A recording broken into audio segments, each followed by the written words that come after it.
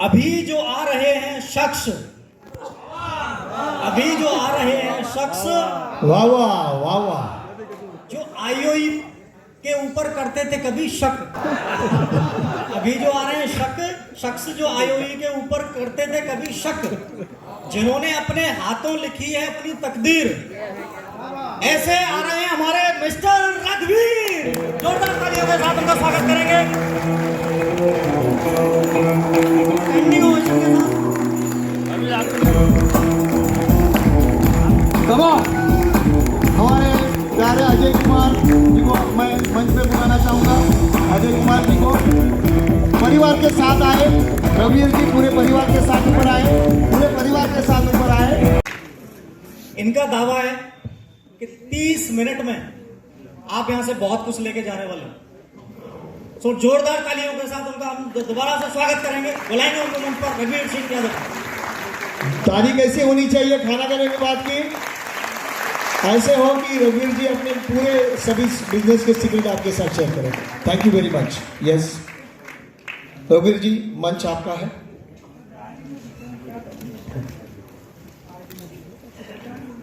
नमस्ते इंडिया, नमस्ते इंडिया। आवाज नहीं आ रहा, आवाज कम आ रहा है। खाने में दम नहीं था।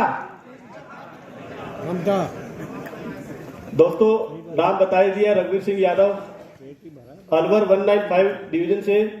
सबसे पहले मैं सर्वशक्तिमान उस ईश्वर का शुक्रिया अदा करता हूं जिसने मुझे एक इंसान के रूप में पैदा किया। हमारे हिंदू समाज में कहा जाता है कि 84 लाख योनियों में जन्म लेने के बाद एक इंसान का जन्म होता है, और उसने जो इंसान के रूप में पैदा किया है, तो हम एक फालतू काम करने के लिए पैदा नहीं किया। तो मैं सबसे पहले उस सर्वशक्तिमान ईश्वर का शुक्रिया अदा करता हूं जिसने मुझे इंसान के रूप में जन्म दिया।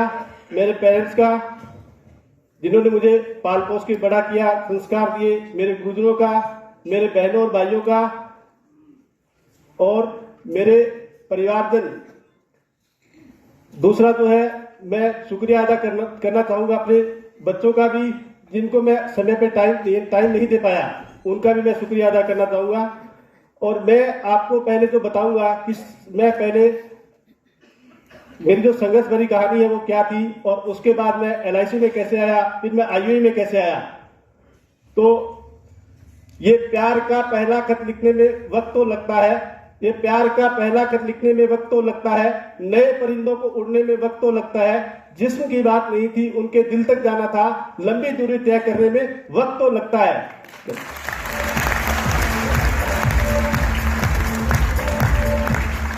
मैं एक बेहद गरीब परिवार में, किसान परिवार में पैदा हुआ, और यहाँ दिल्ली से लगभग 500 किलोमीटर दूर है श्री गंगानगर डिस्ट्रिक्ट, उसमें जैतसर एक कस्बा है, और उसके पास ही छोटा सा एक गांव है बुगिया, वहां से मैं बिलोंग करता हूं। और जब मैं बचपन में, मेरा एक सपना हुआ करता था कि मैं बड़ा पैसे वाला बनूं, और जब मैं क्लास 6 में पढ़ा करता था, तो मेरे जो 6 क्लास में स्कूल जो था मेरा लगभग 3-3.5 किलोमीटर दूर था, और मैं जब वहाँ स्कूल में पढ़ने जाता था, तो जब लंच टाइम होता था, उस लंच टाइम के अंदर मेरे स्कूल के बगल में एक आइस फैक्ट्री हुआ करती थी, और उस फैक्ट्री के अंदर आइस जो कुल्फी हुआ करती थी ना, वो मिला करती थी, और वो जो मिलती थी वो 8 रुपए की 100 कुल्फियां आया करती थी। मतलब 8 पैसे की क्या है, 100 कुल्फियां आया करती थी। और लंच टाइम के अंदर मैं स्कूल के अंदर वो 2 रुपए बचाए, 10 पैसे की एक कुल्फी बेचा करता था, और 10 रुपए की वो बेच के 2 रुपए में कमाया करता था। यानी कुछ फर्क नहीं पड़ता कि आज आप कहाँ हैं, सब कुछ इसी पे निर्भर करता है कि आपको जाना कहाँ है। तो वो एक टाइम था, बस मेरे को काम छोटा नहीं लगता था, मेरे को ये भी था कि मैं पैसे वाला बनना चाहूंगा। उस टाइम मेरे पास संसाधन नहीं थे। 6ठी क्लास का बच्चा क्या जानता, 10, 11, 12 साल का बच्चा क्या जानता होगा। उसके बाद जैसे मेरा स्कूल ऑफ होता था, और उसके बाद में मैं घर जाता, तो रास्ते से जाते हुए एक डिब्बा फिर उसका 100 कुल्फियों का लेके जाया करता था, फिर मैं बेचा करता था। उसके बाद में कुछ थोड़ा और बड़ा हुआ, फिर 10th क्लास तक आया, और 10th के बाद जैसे हमारी छुट्टियां होती, 1.5 महीने छुट्टियां होती थी, तो मेरे गांव में क्या पक्के मकान नहीं हुआ करते थे, कच्चे मकान हुआ करते थे, और वहां पे मैं ईंटें निकालने का 1.5 महीने छुट्टियों में किया करते थे। और मैं एक अकेला आदमी 1000 ईंटें अकेला थाप दिया करता था, गारा मैं बनाता था, लोथे मैं बनाता था, थापता मैं था, ठीक है ना। तो मैंने कहा कुछ फर्क नहीं पड़ता कि आज आप कहाँ हैं, सब कुछ इसी पर निर्भर करता है कि आपको जाना कहाँ है, ठीक है ना। उसके बाद में मैंने 10th के बाद में मैंने फिर जो किया कि एक प्राइवेट स्कूल में भी पढ़ाया, और मेरे उससे पहले मेरे घर के सामने एक फैक्ट्री हुआ करती थी। उस फैक्ट्री में मैंने चाय बेचने का भी काम किया। 25 पैसे की चाय बिकती थी, 25 पैसे की पिन्नी लड्डू आया करता था, वो भी दिया करता था मैं, ठीक है ना। उसके बाद में उस फैक्ट्री के अंदर आप विश्वास नहीं करोगे, यानी 36 घंटे तक मैंने उस फैक्ट्री में दिहाड़ी करी है। सुबह 8 बजे से लेकर के शाम को 8 बजे तक, शाम को 8 बजे से लेकर सुबह 8 बजे तक, और अगले दिन सुबह 8 बजे से लेकर फिर शाम को 8 बजे तक 36 घंटे तक हाथ तोड़ मेहनत करके दिहाड़ी करी। और उसके बाद में बुक बाइंडिंग का काम किया, स्टेशनरी पे शॉप पे काम किया, किराना स्टोर की दुकान पे काम किया। इस प्रकार से बहुत सारे काम करते करते, और 2002 की बात है, 15 मई 2002 को मेरी शादी हुई। 17 अप्रैल 2003 को मेरे घर में बिटिया आई, और 3.5 महीने की बेटी को लेके और मेरे को श्री गंगानगर से बीकानेर आना पड़ा। और बीकानेर के अंदर एक शिववाड़ी एक बस्ती है, रेगर बस्ती, उसके अंदर जूतों चप्पलों का ही काम होता, बनाने का काम किया जाता था। तो उसके अंदर में कुछ टाइम रहा। फिर वाइफ की जो है एक एनजीओ चलती है, बौद्ध शिक्षा समिति, जयपुर और अलवर के अंदर, तो उसके अंदर उनका एक टीचर के रूप में सिलेक्शन हुआ, और मैं वहां पे आ गया। और जब हम लोग आए तो मैं बीकानेर से अलवर आ रहा था। उस टाइम मेरे आंखों से आंसू आ रहे थे, परमात्मा ऐसे क्या बुरे कर्म किए थे जिसकी वजह से मुझे अलवर आना पड़ रहा है, ठीक है ना। पर उसके बाद हम लोग वहां अलवर आए तो हमारे पास एक 18 सेर का पीपा हुआ करता था जिसे हम आटा रखते थे, और दूसरा एक पंप वाला वो स्टोव हुआ करता था, उस स्टोव पे हम खाना बनाते थे, और थाली जो थी और थाली के अंदर आटा लगता था। बेटी को हमने उसकी नानी के पास छोड़ दिया था, और हम लोग अलवर आ गए। और 2200 रुपये उस टाइम सैलरी हुआ करती थी। कई बार हमारे साथ घटनाएं घटित होती है, तो हम सोचते हैं यार ये हमारे साथ अच्छा नहीं कर रहा है परमात्मा, पर वो करे कहीं ना कहीं अच्छे के लिए रहा होता है। तो उसने अच्छा किया हमारे लिए। और फिर उसके बाद में मेरे को 29 मार्च 2007 के अंदर मेरे को LIC की एजेंसी मिली, रिस्पेक्टेड डेवलपमेंट श्री राजेश शर्मा जी के द्वारा। मैं उनका ऋणी हूं कि उन्होंने मुझे ये एजेंसी दी। मैं इस प्रकार का था नहीं, और मैं 10 से 15 सिगरेट पी जाया करता था, ऐसा इंसान था। और उन्होंने मुझे सुधारने के बाद मेरे को एक तराशने का काम किया। और उसके बाद में जब एजेंसी मिली तो फिर ज्यादा अच्छा काम नहीं हुआ, और काम नहीं हुआ तो फिर मैं यहाँ IUI के बाद एक दिन ऐसा क्या, बच्चे बड़े हो रहे थे और मेरे को ऐसे टेंशन हुई। मैंने कहा बच्चे बड़े हो रहे हैं, कुछ काम हो नहीं रहा है, अब क्या हो सकता है। फिर मैंने ऐसे ही LIC मोटिवेशन ट्रेनिंग का यूट्यूब पे गूगल पे कुछ डाला, तो वहां पे IUI का नाम मिला। और IUI का जब नाम मिला तो मुकेश भाई जोशी, जिनको अगर आज मैं अपनी चमड़ी के जूते बना के भी पहनाऊं वो भी मेरे लिए कम है। इस शख्सियत को मैं सुनने के लिए यहाँ दिल्ली आया। दिल्ली जब आया तो मुझे थोड़ा डाउट हो रहा था, ठीक है ना। मैंने कहा यार पता नहीं, ये दिल्ली के अंदर बताते जेब कट जाती है, और मैं वैसे ही डर रहा था, ठीक है ना। और जब मैं यहाँ आया तो गांव का बंदा था, अब कटने के लिए जेब में कुछ ज्यादा ऐसा था नहीं, पर फिर भी डर तो लगता ही है ना। आया तो मैं पहले दिन जहाँ इनका वेन्यू था कढ़ाई तड़का राजेंद्र पैलेस के अंदर, तो मैं पहले दिन वहां जाके देख के आया। मैंने कहा कुछ है कि नहीं है, कहीं वहां जगह है, कहीं ऐसा ही हो कहीं यार वो कहीं मेरे को लूट ले, ठीक है ना। तो उसके बाद में अगले दिन जब मैं आया तो मैं वहां अंदर बैठा, और बैठने के बाद सर का जो बेसिक कोर्स हुआ था उस बेसिक कोर्स को किया। 18, 19 और 20 सितंबर 2015 की बात है ये। और जब मैं उसकी 8,117 रुपए फीस थी, और जब फीस थी मैंने कहा ये 8,117 रुपए अभी नहीं दूंगा इनको। वो मेरे पहले कह रहे थे विपिन जी के यार जमा करवा, तो मैंने कहा अभी नहीं करवाऊंगा, मैं बाद में करवाऊंगा, ठीक है ना। फिर मैंने लंच के बाद में करवाया। सर जब आए इंट्रोडक्शन दिया कि मैं मुकेश जोशी, नाम मेरा मुकेश जोशी, काम मेरा LIC एजेंट। और मैंने सोचा यार LIC एजेंट को सुनने के लिए मैं 8,117 रुपए दे दिया, ये डाउट हो रहा था ना, ठीक है ना। उसके बाद के अंदर जब मैंने मुकेश जोशी सर का बेसिक कोर्स किया, तो बेसिक कोर्स की मैं पावर बता रहा हूँ क्या हो सकता है। मैं एक नॉर्मल एजेंट हुआ करता था, इतनी टेंशन रहा करती थी कि यार किराए का मकान है, बच्चे मेरे पास नहीं रह रहे, बच्चे बीकानेर रह रहे थे। और उसके बाद में जो टेंशन हो रही थी, उस टेंशन को जो दूर किया वो मुकेश सर ने किया। जब बेसिक कोर्स किया तो उसी बेसिक के दौरान हमने क्या किया, एडवांस कोर्स को रजिस्टर किया। और जब रजिस्टर किया और उसके बाद जब मैंने अगले 4 महीने तक एडवांस किया और उसके बाद मेरी उसी साल में मेरी फर्स्ट MDRT होगी। ब्रांच का पहला MDRT था जो हो गया। उसके बाद में अगले साल में फिर कन्वेंशन में गया बॉम्बे। जब मैं बॉम्बे कन्वेंशन में जा रहा था तो आप लोगों को भी घर में कुछ लोगों से चैलेंज आता होगा कि घर वाले क्या कहते हैं, ये तो पैसे पहले तो क्या रिबेट दे रहा था और अब रिबेट नहीं दे रहा। चल रिबेट थोड़ी बहुत कम हुई थी, ज्यादा नहीं थी, कम हुई थी, बट अब ये बॉम्बे वहां पे पैसा लगाने जा रहा है वहां पे। और वहां पता नहीं वो मुकेश जोशी, वो अभी सुबह बात हुई थी ना, वो कौन व्यक्ति है, कौन ऐसा शख्स है, तुम्हारा दिमाग खराब है जो लोग क्या है आपसे पैसा जैसे बोलो आपसे ले लेते हैं, ठीक है, और आप दे देते हो। तो मैंने कहा कि कोई बात नहीं, मेरे को जाने दो। मैंने इन लोगों की नहीं सुनी और वहां जाकर के मैंने फर्स्ट टाइम जो कन्वेंशन था उस कन्वेंशन को अटेंड किया।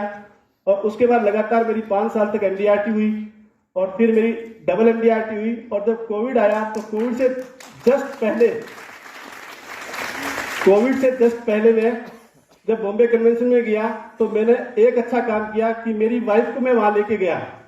अभी कुछ लोगों की वाइफ भी आपको रोकती होगी, बट मेरी वाइफ ने पहले तो मना किया, उसके बाद उनको मैं वहां लेके गया। और कन्वेंशन में जब हम गए थे तो वहां पे क्या है कि एक कमिटमेंट कोर्स की बात चल रही थी। वहां पे जो भी स्पीकर स्टेज पे आते वो क्या बोलते कि यार कमिटमेंट कोर्स से मेरे ये हुआ, मेरे कमिटमेंट कोर्स से ये हुआ। और ये नरेंद्र मोदी जी गवाह है, ये भी गए, ये इन्होंने भी बोला था।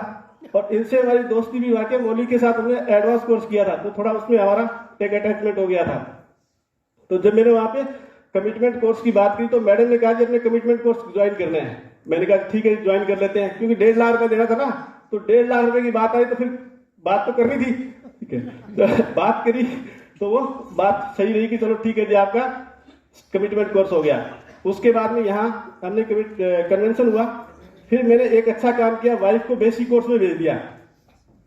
अब दिल्ली के अंदर मुकेश भाई जोशी जी का बेसिक कोर्स था, मेरे 5-7 मेरी ब्रांच के लोग भी थे, उनको भी भेजा। जब ये लोग यहाँ आए और यहाँ से मुकेश भाई तो क्या अंदर का जो है ना इंटरनल, वो सारी कुछ चीजें चेंज कर ही देते हैं वहां पे 3 दिन के अंदर, ठीक है। तो मुकेश जी जोशी ने वो चेंज कर दिया। और उसके बाद में हम अब की बार जब कन्वेंशन हुआ अक्टूबर के अंदर, तब तक 2 साल तक लगातार डबल MDRT हो रही थी। जब उस कन्वेंशन में गए तो वहां पे एक और मुकेश सर ने अच्छा काम किया। अभी आज भी शायद कुछ करेंगे, ये कल करेंगे शायद। ये क्या पर्दा लगा दिया लंच टाइम में और बोले जो MDRT किया है वो सारे के सारे यहाँ लाइन में क्या होलसेल के भाव में आ जाओ उधर से। और उन्होंने क्या पतली सी जगह थी, गली पतली सी थी, और वहां से चढ़ाना शुरू किया। मैंने वाइफ को बोला, मैंने जी अपने को वो एक ट्रॉफी लेके आनी, MDRT की ट्रॉफी मिलेगी, सम्मानित करेंगे।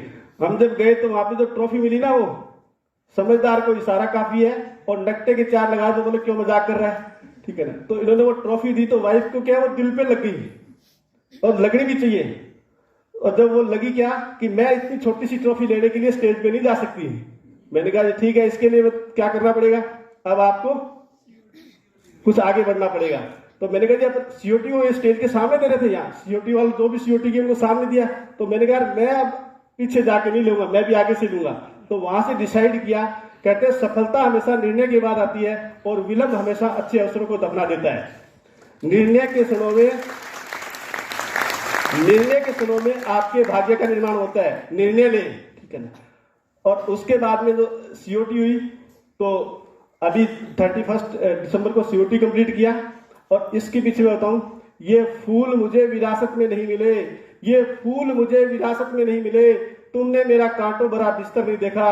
जब से चला हूं सिर्फ मंजिलों पे नजर है, कभी मैंने मील का पत्थर नहीं देखा। अरे हैरत में पड़ जाएंगे सब, अरे हैरत में पड़ जाएंगे सब, जब बेवक्त घर पहुंचूंगा। उम्र ढल गई, कभी मैंने दिन में घर नहीं देखा। महबूब की गली हो या बुजुर्गों की जमीनें, छोड़ दी एक बार तो फिर पीछे मुड़कर नहीं देखा।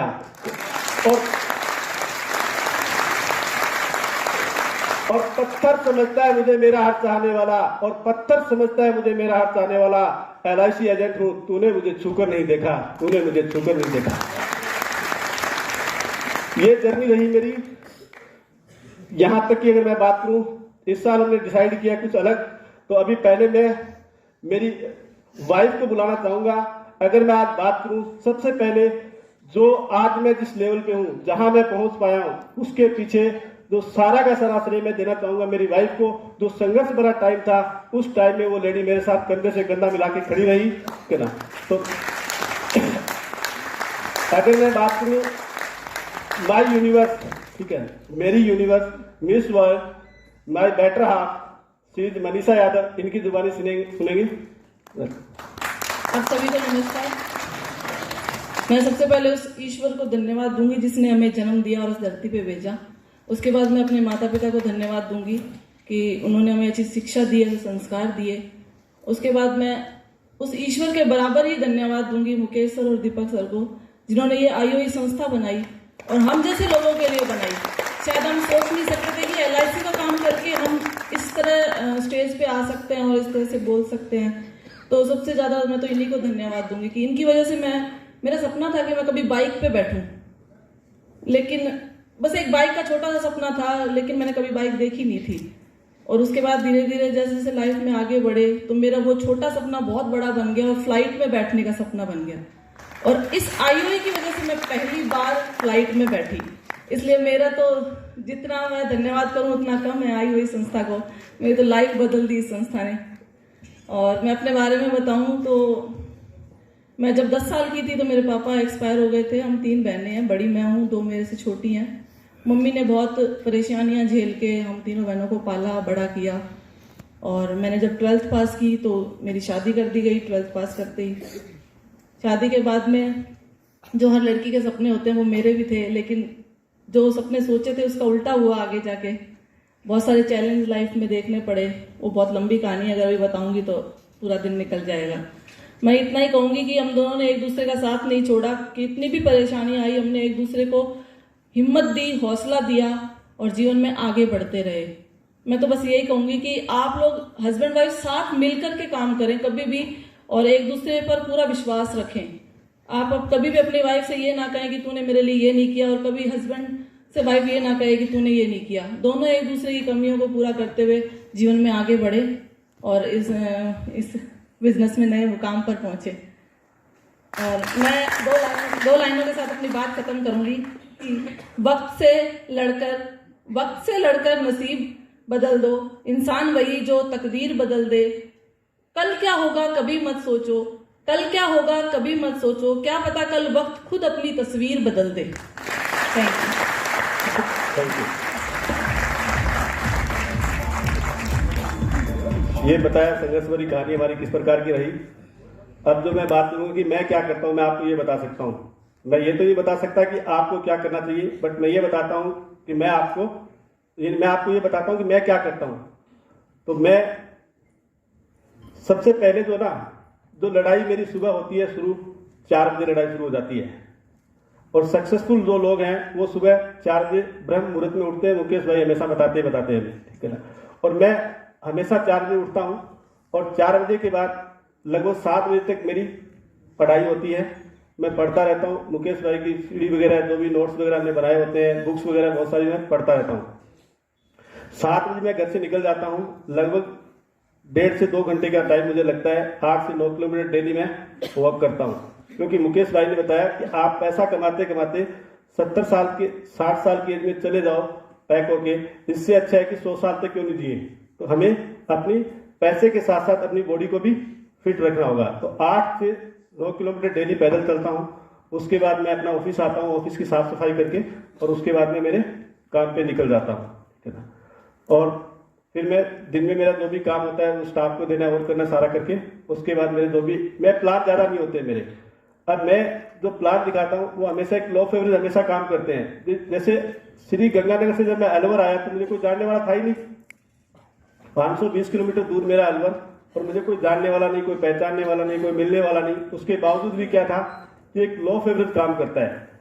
और लो फेवरेज में अगर बात करें, औसत का नियम हमेशा काम करता है कि अगर आप 10 लोगों से मिलोगे तो एक आदमी आपके प्रोडक्ट को लेने के लिए तैयार हो जाएगा। अगर ज्यादा रिजल्ट चाहिए तो ज्यादा लोगों से मिलो, और जितने ज्यादा लोगों से मिलोगे उतने ज्यादा रिजल्ट मिल जाएंगे। अभी मैं कहीं पढ़ भी रहा था कि इस हिंदुस्तान में ऐसा कोई धंधा ही नहीं है तो चले ही नहीं। अगर आप सांपों की दुकान खोलोगे ना, सांप फ्लेक्स की दुकान खोल लोगे, वो भी धंधा चल जाएगा। और पड़ोसी ले जाएंगे आपके, क्या सोच के यार चलो ले लेते हैं, पड़ोसी घर छोड़ देंगे, अपने घर नहीं तो पड़ोसी घर छोड़ देंगे। तो कोई भी धंधा कर लो वो चल जाएगा, ठीक है ना। दूसरा, अभी मैंने एक व्यक्ति के घर के बाहर बोर्ड लगा हुआ था और उस बोर्ड में उस व्यक्ति के मोबाइल नंबर लिखे हुए थे। डॉक्टर थे, चार बहन भाई, 2 भाई थे और उनकी दोनों की वाइफ जो है वो दोनों डॉक्टर थी, और वहां पे नंबर लिखे हुए थे। तो मैंने उस नंबर लेकर के उस नंबर से कॉल किया। मैंने कहा सर मैं रघुवीर सिंह यादव लाइफ इंश्योरेंस से बोल रहा हूँ, आपसे मिलना है। बोला जी क्यों? तो वो थोड़ा क्या अच्छे इंसान लगे, उन्होंने कहा ठीक है जी अभी तो मैं बिजी हूँ, उसके बाद मुलाकात करेंगे। मैंने कहा ठीक है कोई बात नहीं। फिर उसके बाद उन्होंने टाइम दिया, और टाइम देने के बाद उनकी मैंने 3 पॉलिसियां करी, टोटल 2,68,000 रुपये कुछ वहां से प्रीमियम आ गया। मैं जानता नहीं था, यानी बोर्ड देख करके गया था, उसके बाद उन्होंने पॉलिसी ली मेरी। ऐसे एक और हुआ, ब्रांच के अंदर पीएस के लिए आए थे, कोई पॉलिसी सर्विसिंग के लिए आए थे, और ब्रांच मैनेजर ने बोला यार ये हमारे व्यक्ति है, ये आपकी बाहर की पॉलिसी, पूना की शायद कोई पॉलिसी थी, उस पॉलिसी में अलवर मंगवाना था। तो मैंने कहा जी कोई बात नहीं हम करते हैं। तो मैंने उनसे बातचीत करी, कुछ टाइम बाद उनसे दोबारा मुलाकात करी, तो 6 लाख कुछ प्रीमियम उनका मैंने लिया, 3 पॉलिसी उनकी करी। यानी कुछ फर्क नहीं पड़ता कि आप लोगों को जानते हो नहीं जानते हो, आज आप कहाँ हो, सब कुछ इसी पर निर्भर करेगा कि आपको जाना कहाँ है। जब ठीक है ना। एक और मैं यहाँ पे बोलना चाहूंगा, राहें दुश्वार भी हो सकती है स्वतंत्रता की मंजिल के लिए, राहें दुश्वार भी हो सकती है स्वतंत्रता की मंजिल के लिए, हमको फिर भी गिर गिर कर संभलना होगा। वक्त चाहेगा तो कांटों पे भी चलेंगे हम, अपनी हिम्मत से जमाने को बदलना होगा। मंजिल पाने की कसक दिल में ऐसी तेज बढ़े, हम जो पाएंगे, हम जो चाहेंगे, तो पत्थर को भी पिघलना होगा। आप अगर चाहोगे कि मेरे को ये काम करना है, तो परमात्मा अपने आप देगा ही देगा आपको। उसके बाद में कुछ और लोगों से मिला। एक तो मैं आपको बताऊं, एक फेसबुक पे आप लोग देखें, फेसबुक पे व्हाट्सएप पे लगे रहते हैं लोग। मैंने फेसबुक पे एक मेरी दोस्त है, उनकी एक फेसबुक फ्रेंड थी, और मैंने भी उनको फ्रेंड रिक्वेस्ट भेजी, और उन्होंने भी एक्सेप्ट कर ली। और जब भी मैं यहाँ से कोई उनको अवार्ड लेके जाता, तो वहाँ पे उस फेसबुक पे पोस्ट करता ही हूँ ब्रांडिंग के लिए। और जब करता हूँ तो उस लेडी ने भी वो लाइक करने लगी। और उसके बाद क्या होता है कि मैंने उनसे मैसेंजर पे नंबर मांगे, उन्होंने नंबर नहीं दिए। तो मेरे उस दोस्त को मैंने कहा भाई साहब ये आपके साथ ये लेडी सर्विस करती है क्या? उन्होंने बोला जी हाँ सर्विस करती है। तो मैंने कहा आप इनका नंबर देना। उन्होंने कहा अभी देता हूँ। उन्होंने मेरे को नंबर दे दिए, और नंबर लेने के बाद मैंने उनको कॉल किया। मैंने कहा मैडम नमस्कार, मैं रघुवीर यादव बोल रहा हूँ LIC से। क्या सर आपके पास पहले तो ये बताओ मेरा नंबर कहाँ से आया? मैंने कहा मैडम भगवान को लोग ढूंढ लेते हैं, ये तो आप एक इंसान हो, तो नंबर तो कहीं ना कहीं मिल ही जाता है। दे दिया मैंने आपका। फिर मैंने बताया, मैंने कहा सुरेंद्र जी से नंबर लिया आपका। तो क्या जी नंबर आपने दिया है? हाँ जी। तो सर आपका काम बताओ क्या है? मैंने कहा LIC एजेंट हूँ। LIC एजेंट क्या करेगा? जब नंबर लिया आपसे बात करें तो LIC एजेंट क्या आप पॉलिसी करोगे? मैंने कहा हाँ जी पॉलिसी करेंगे। फिर उसके बाद उन्होंने टाइम दिया, मैं और वाइफ दोनों गए थे, शायद मैं और वाइफ दोनों गए थे। और जाने के बाद उनसे जब हमने बातचीत करी, तो लगभग उनका जो प्रीमियम आया लगभग 5,81,000 कुछ प्रीमियम मैंने उनसे वहां से लिया है। अब फेसबुक व्हाट्सएप पे हम सब लोग लगे रहते हैं, तो कहीं ना कहीं से कुछ ना कुछ पॉजिटिव चीज निकालो वहां से। उसके बाद मेरा कोई एक लाइसेंस बनवाना था मेरे को बच्चे का। तो उनसे जब मैंने लाइसेंस के लिए जो RTO होते हैं ना, तो अपने वो भी एजेंट होते हैं, उनसे जब मैंने बात करी, और मजे की बात है उनका एक ब्रदर LIC एजेंट है, और बट वो उनका जो ब्रदर है वो कभी छोटी छोटी पॉलिसियां करके आया था। और जब मैंने उनसे बातचीत करी, और बातचीत करने के बाद जब लाइसेंस बन के आ गया, फिर मैं लाइसेंस लेने गया, तो मैंने बात करी तो 1,68,000 कुछ प्रीमियम उनका आ गया। उसके बाद और मजे की बात, उसके ब्रदर को पता चला कि यार ये जो मेरी ब्रदर की पॉलिसी हो गई है। और दूसरा मजे की बात है कि वो भी रिबेट नहीं देता था, और वो मेरे को भी रिबेट के लिए नहीं बोल सकता था। उन्होंने मेरे को फोन किया नंबर लेकर के कि भाई साहब आपने मेरे ब्रदर की पॉलिसी करी है? मैंने कहा जी। इतनी बड़ी क्यों करी है? तो मैंने कहा क्यों, क्या हो गया, गुनाह कर दिया मैंने? आपने क्यों नहीं करी? मैंने कहा क्या भाई साहब इतनी इनकी इनकम ही नहीं है। मैंने कहा जी कितनी इनकम है इनकी? मैंने तो इनका देखा है। फिर मैंने उनको बताया, मैंने कल को कुछ इनके साथ कुछ मिस हैपनिंग होगी, उस केस में इनकी जो लायबिलिटी है, इनकी जो रेस्पॉन्सिबिलिटी है, वो सारी आप वहन करोगे? बोलेगा जी मैं तो ऐसा नहीं करूंगा। तो मैंने आप नहीं करो, फिर आपको दिक्कत कहाँ हो रही है? दिक्कत उनको ये हो रही थी कि मेरे को 1,68,000 की पॉलिसी नहीं मिली जो रघुवीर यादव को मिल गई। ठीक है ना।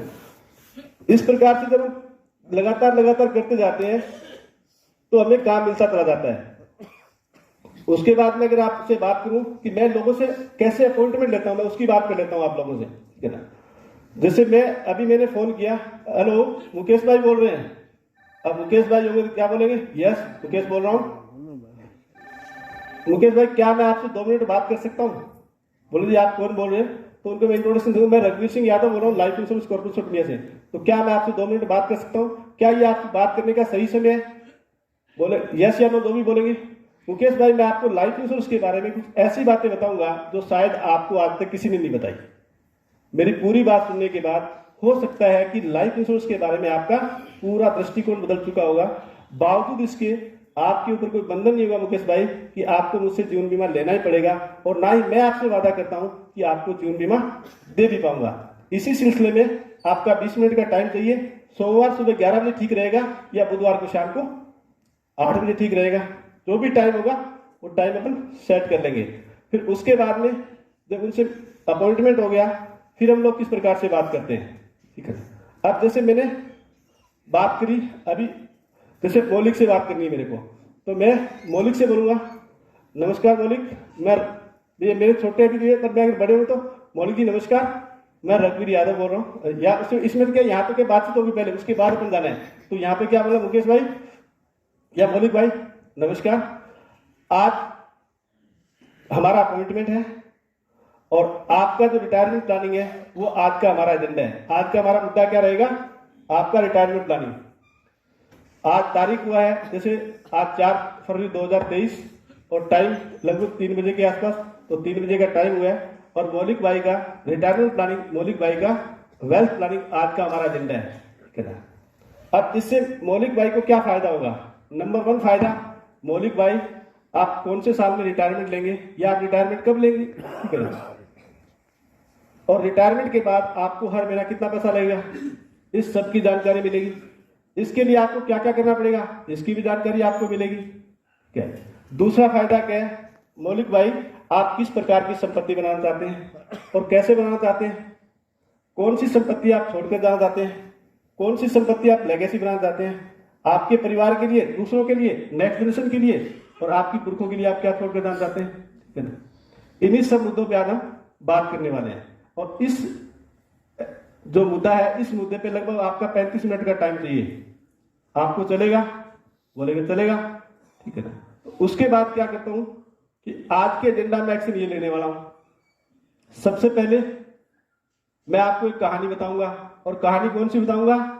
मुकेश भाई की जो एक बुक आती है, दृष्टि बुक आती है, उसकी पहली कहानी है राजा वाली कहानी। सुनी होगी लगभग सब लोगों ने। तो राजा की कहानी नहीं सुनी है तो मुकेश भाई का जो बेसिक कोर्स है उसके अंदर वो सुन लोगे, वो रजिस्टर कर लो। तो वो कहानी बताऊंगा, उसके बाद में एक आपको डेमोन्स्ट्रेशन दूंगा और शुरू करता हूं कुछ क्वेश्चन पूछते हुए। तो कुछ लगभग 18-20 मैंने क्वेश्चन बना रखे हैं, वो क्वेश्चन उनसे मैं पूछ लेता हूं।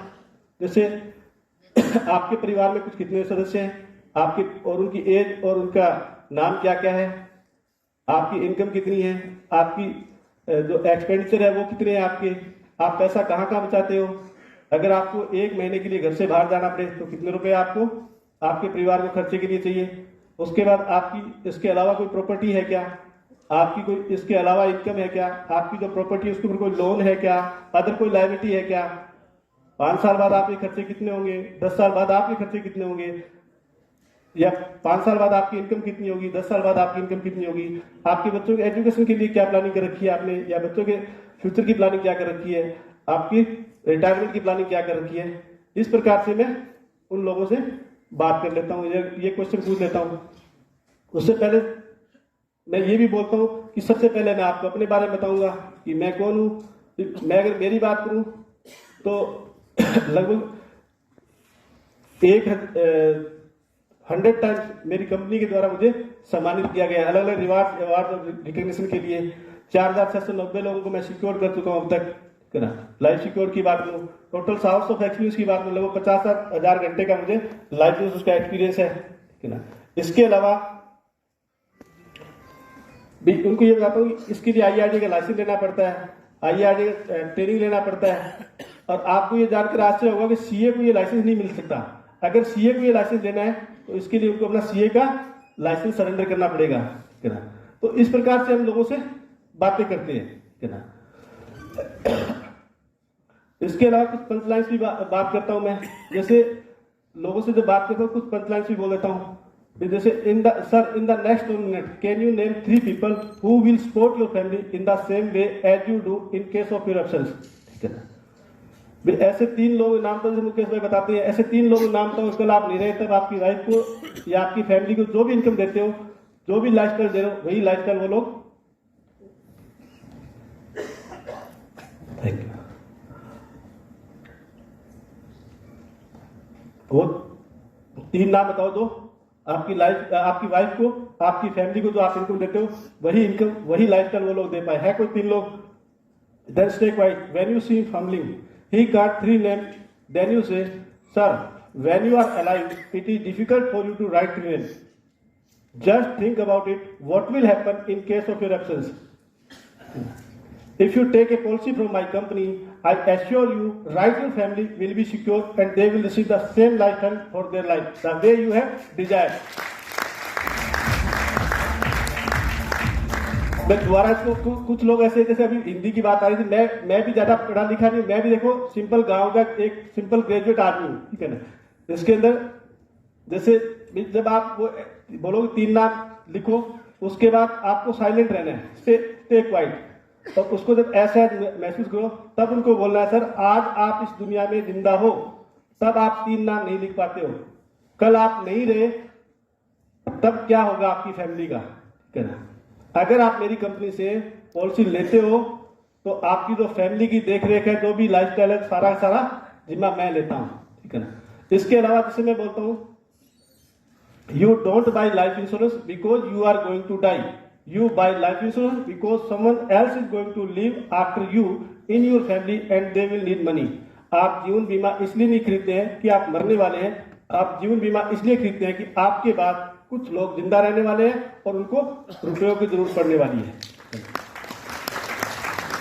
आप पूरी दुनिया के लिए एक इंसान हो सकते हो, बट आपके परिवार के लिए पूरी दुनिया हो। आपके परिवार की चिंता बढ़नी नहीं चाहिए, आपके चेहरे पे मुस्कान ऐसी बनी रहनी चाहिए, और आपके बिजनेस की गेम बिगड़नी नहीं चाहिए। इस प्रकार से ये हम कुछ पंच लाइन से अगर हम बात करेंगे कस्टमर के साथ में, जब दिल से बात करेंगे तो डेफिनेट हमें रिजल्ट मिलने वाला है, ठीक है ना। और अब मैं जैसे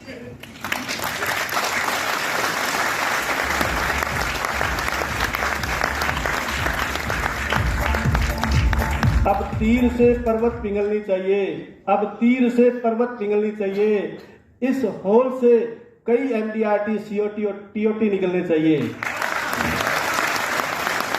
आज ये दीवार पत्तों की तरह हिलने लगी, आज ये दीवार पत्तों की तरह हिलने लगी, शर्त मगर ये थी कि ये बुनियाद हिलनी चाहिए। आज जो भी अभिकर्ता साथी बैठे हमारे, सबके अंदर का वो एक जागना चाहिए, बिल्कुल एकदम वो अभिकर्ता जाग जाना चाहिए। मैं कहना अपने हाथों की लकीरों को, ये मेरा ही शेर है, अपने हाथों की लकीरों को बदल सकता हूं मैं, बंदे परबल ने ताकत इतनी, गिर के फिर से उठ सकता हूं मैं। हिम्मत बुलंद है, हिम्मत बुलंद है अपनी, पत्थर की जान रखते हैं, कदमों तले जमी तो क्या आसमां रखते हैं। मैं जीतता इसलिए हूं क्योंकि मैं हार नहीं मानता। एक छोटी सी कविता और बोलूंगा मैं, मुट्ठी में कुछ सपने लेकर, मुट्ठी में कुछ सपने लेकर, भरकर जेबों में आशाएं, दिल में है अरमान यही कुछ कर जाए, कुछ कर जाए। सूरज सा तेज नहीं मुझमें, दीपक सा जलता देखोगे, अपनी हद रोशन करने से तुम मुझको कब तक रोकोगे, तुम मुझको कब तक रोकोगे। इस माटी का वृक्ष नहीं जिसको नदियों ने सींचा है, मैं इस माटी का वृक्ष नहीं जिसको नदियों ने सींचा है, बंजर माटी में भी पलकर मैंने मृत्यु से जीवन खींचा है। मैं पत्थर पर लिखी इबारत हूँ, मैं पत्थर पर लिखी इबारत हूँ, शीशे से कब तक तोड़ोगे, मिटने वाला मैं नाम नहीं, तुम मुझको कब तक रोकोगे, तुम मुझको कब तक रोकोगे। इस जग में जितने जुल्म नहीं, इस जग में जितने जुल्म नहीं, उतने सहने की ताकत है मुझमें, तानों के शोर में भी रहकर सच कहने की आदत है मुझमें। मैं सागर से भी गहरा हूँ, मैं सागर से भी गहरा हूँ, तुम कितने कंकर फेंकोगे, चुन चुन कर मैं आगे बढ़ूंगा, तुम मुझको कब तक रोकोगे, तुम मुझको कब तक रोकोगे। झुक कर मैं सीधा खड़ा हुआ हूँ, झुक कर मैं सीधा खड़ा हुआ हूँ, अब मुझे झुकने का शौक नहीं। झुक कर सीधा खड़ा हुआ हूँ मैं, अब फिर मुझे झुकने का शौक नहीं। अपने ही हाथों से रचा श्रम तुमसे मिटने का खौफ नहीं, तुमसे मिटने का खौफ नहीं। तुम हालातों की भट्टी में जब जब भी झोंकोगे तब तब के सोना बनूंगा मैं, तब तब के सोना बनूंगा मैं। तुम मुझको कब तक रोकोगे, तुम मुझको कब तक रोकोगे। जय हिंद। जोरदार तालियां दोस्तों, जोरदार तालियां रघुवीर जी के लिए। और मैं